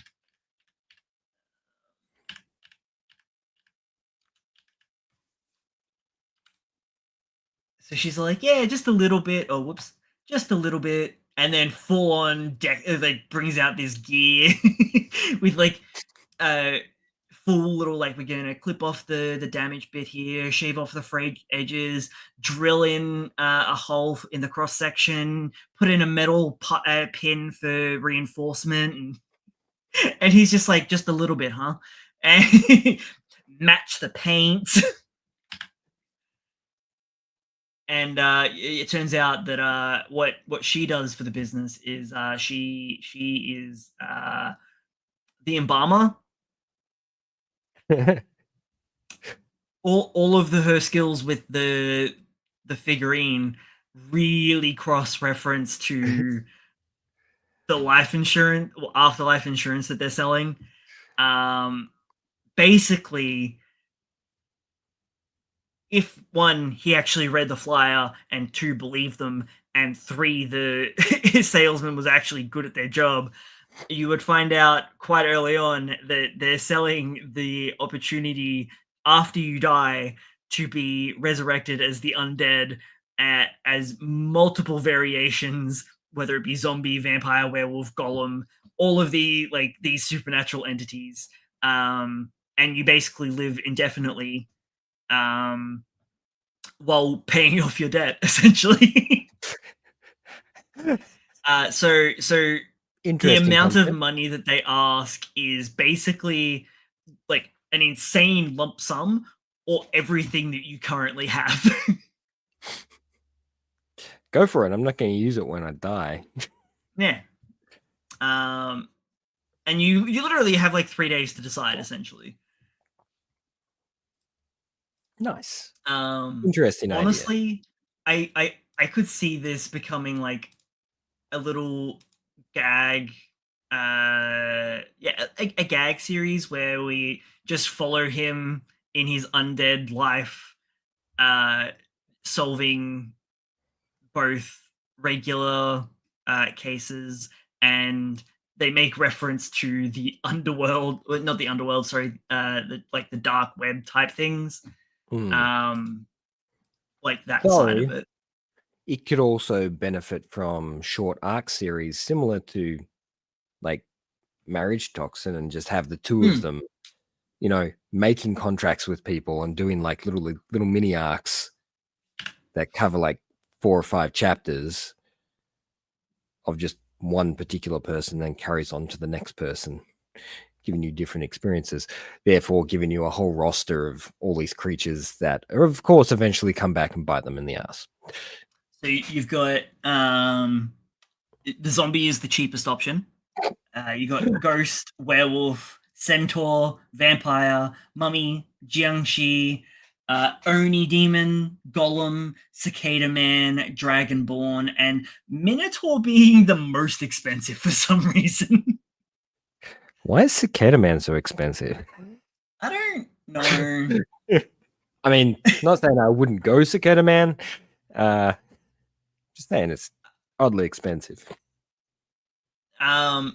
He does choose Golem for obvious reasons because he turns himself into a fucking mech.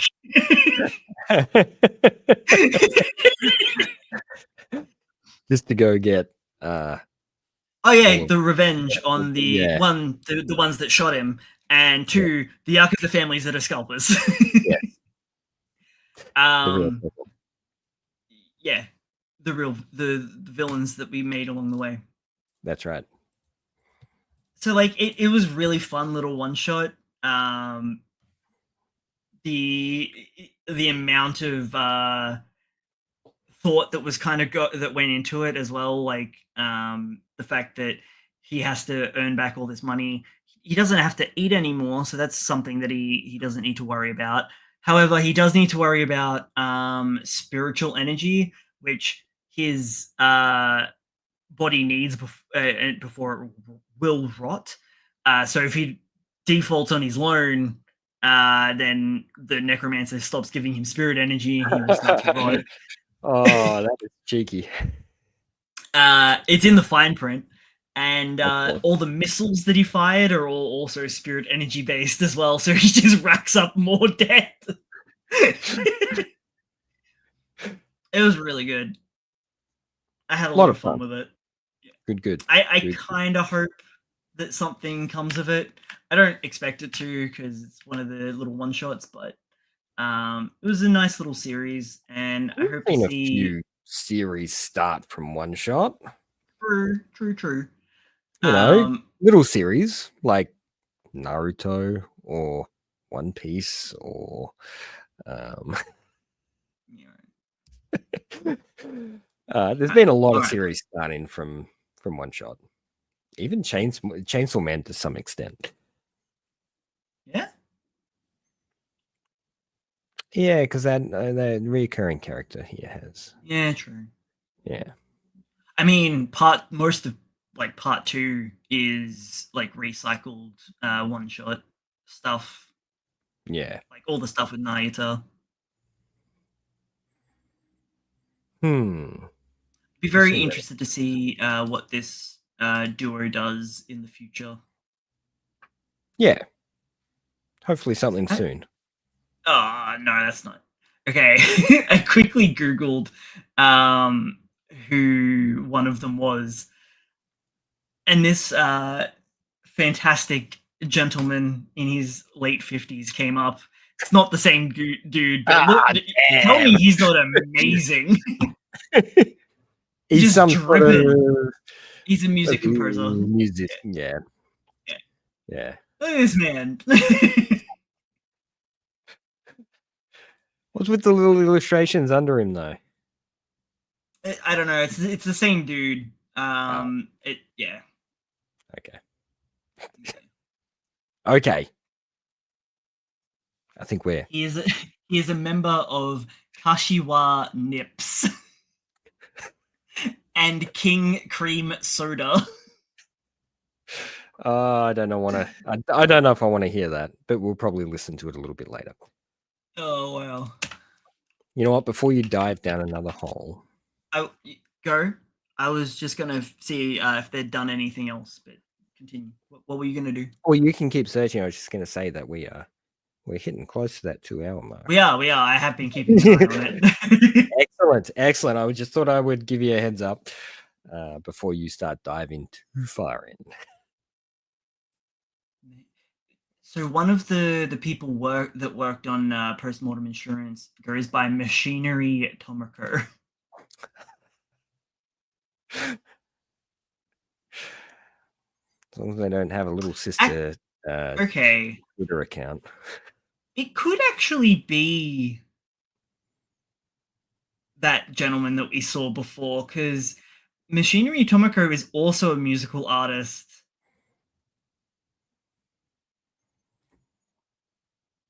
Maybe? Okay. Weird. This seems to be like their only. I can't find anything on either of them. Okay, so it's it's a new duo. Yeah.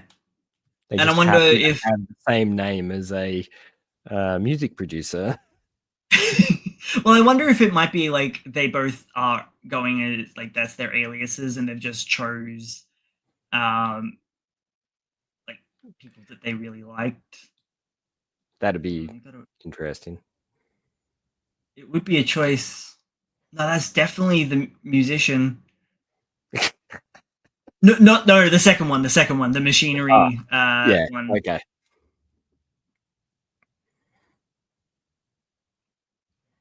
And the other one's got nothing. Yeah. Okay. And my anime list has no info. So they're brand spanking new on the scene. They also might have something to do with VTubers. Oh. I'm so confused.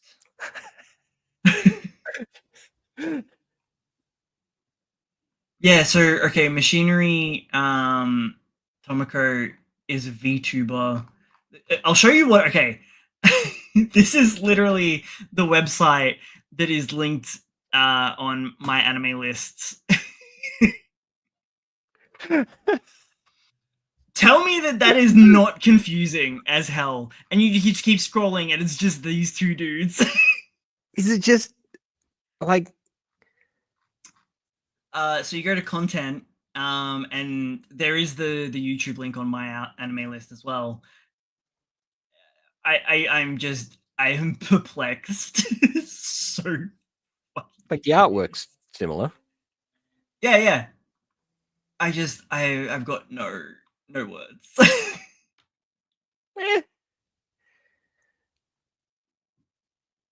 More to come.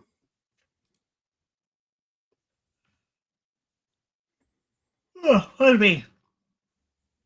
Yep, really weird. No idea.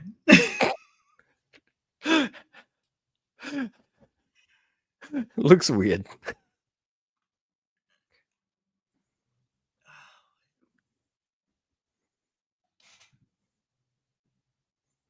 Jump plus the President's Dream.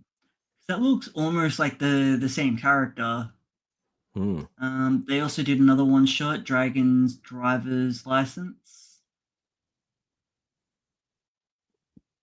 Okay. Looks like they've been doing a bit dabbling between music, VTubing, and trying to do a manga.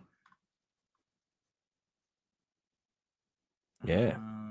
Sushi Sister Hunter back in 2022. But we obviously didn't get access to any of these.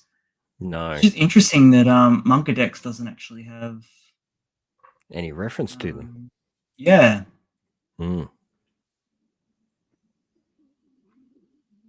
Interesting.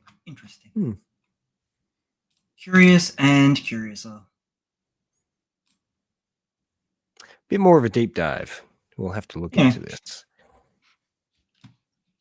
I think that's unless there was something that you wanted to talk about. No, nothing specific. Nothing specific. I think we've covered. Going to wrap us up for today. I think so. Man, that wine's making me sleepy now.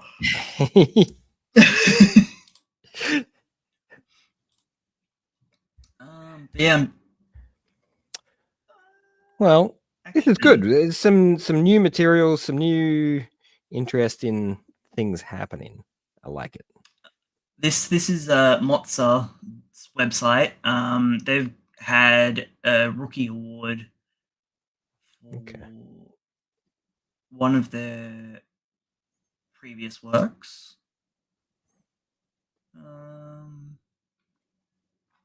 Actually, I don't think this is the website.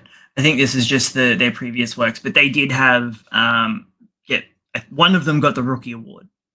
Okay. Either the writer or the artist.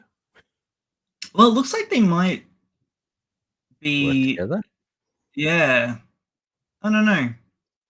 It's really hard to kind of determine that when there's language barrier and lack of information.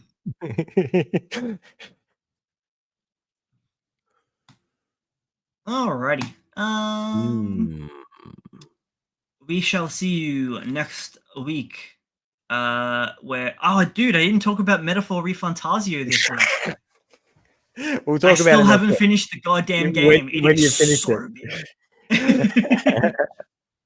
I am actually in the final stretch now, but I shit you not, I am like 130 hours in. It's a fair run. I admittedly have done pretty much everything that there is to do and done a bit of grinding. But yeah, it's a hefty boy. I admittedly, like, I'm late to the party. Didn't notice it getting all the Game of the Year awards and stuff from 2024. I would say it is a big deal, but that was about it. Yeah, it is a masterpiece of JRPGs. It's very forgiving. It's quite. It doesn't seem like it while you're playing through it, but it's probably the most casual and approachable of like the Persona-like games that they've done. Usually, like the calendar system's quite tight, and you have to manage your shit. This one, you get like a full like. It doesn't really make sense unless you've played them before, but you get like a full 30 days leeway in endgame, and you can do like 2 actions per day, whether it be going on a dungeon or interacting with your comrades. Yeah, so there's still a little bit of Persona in there. Just it's very Persona. It's split right down the middle between dungeon crawling and visual novel. Right. Yeah. I did actually figure out who did the animations for the in-game anime, but I can't remember who it was. Excellent. Thank you. I know. Come here for the information. But okay, so it's not the studio that's doing the anime that's coming out next year, though. Okay. Yeah. Okay, so not A1. No. It is the studio that has done the animations that were in Persona 5, though, so they must work pretty closely with them. Or maybe they just made a studio. That is also possible. I mean, both can be true. Yeah. If they made a studio, they would be working pretty damn closely with them. They would indeed. Anyway, anywho, we will see you again next week. Bradley won't get distracted again in the wrap up. What people come for. Yeah, it's true. Come on an ADHD adventure where we talk about anime, manga, and video games. And many other things. 8 p.m. Australian Eastern Standard Time every Wednesday on the YouTubes. Make sure you like, comment, share, subscribe, and ring that notification bell to praise the almighty algorithm gods. And we'll see you next week. Yes. Goodbye. See you later.